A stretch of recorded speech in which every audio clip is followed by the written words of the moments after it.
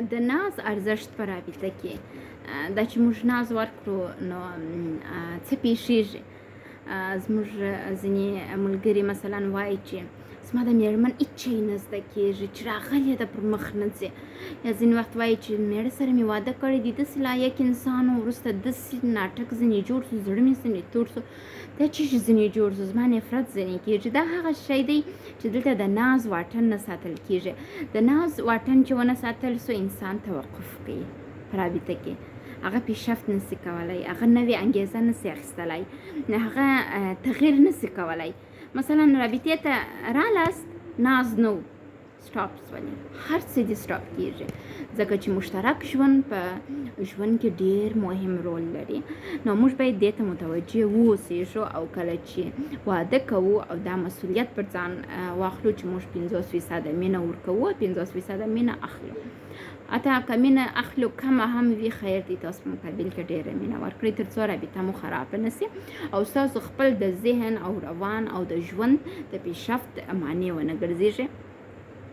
که یو مینه موږ ورکوو، ناز ورکوو، نو هغه نفر تغییر کوي، هغه مثبت لوري ته ځي، هغه ښه انګیزه اخلي، هغه ښه پیغام اخلي، هغه پیشرفت کوي.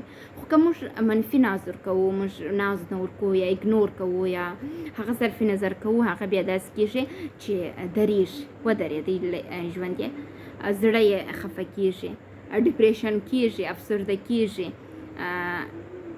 شکایت شروع کوي، زړه یې خفګان باندې ډک کېږي او بالاخره د جنگ سبب ګرځي، د جدایي سبب ګرځي او ژوند کې مشکلات راځي. نو دا ته تاسو ډېر ډېر ارزښت ورکړئ، ځکه چې ستاسو خپل په ژوند پورې اړه لري او ستاسو خپل ژوند خرابېږي. د ناز ورکولو هدف په رابطه کې دا دی چې تاسو انرژي واخلئ.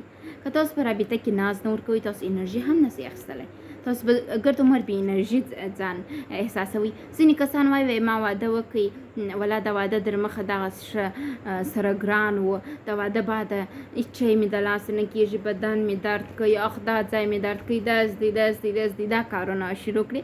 دا هغه څه دي چې دوی صحیح ناز لاسته نه راوړي. هغه ځکه چې په دا وخت کې انسان ناز ته ضرورت لري. کله چې رابطې ته داخلېږي توقع ډېرېږي د ناز، هغه چې لاسته یې نه راوړي نو دلته مشکلات جوړېږي او دوی اته په ناروغۍ اخته کېږي. نو دې ته باید موږ ډېر توجه وکړو چې موږ داسې یو ناز ورکړو او داسې یو پیشرفت خپل په رابطه کې منځته راوړو چې هغه موږ خپل ژوند سطح لوړه یوسو، نه چې کښته ولاړ سو، په مځکه ننوځو او ښه پسې تباه او برباد سو. او بل که چیرې زموږ د رابطې د ناز هغه ضربه چې موږ یې ورکوو خپل د ژوند ملګري ته هغه قوي وي، نو موږ به قوي اهدافو ته رسېږو. او که هغه ضعیفه یې نو موږ به ضعیفه یو، او که هغه متوسطه یې نو موږ په متوسط حالت کې روان یو. نو تاسو کوشش وکړئ چې خپل د ناز ګراف جګ وساتئ او رابطه ښکلې کړئ تر څو پیشرفت وکړئ.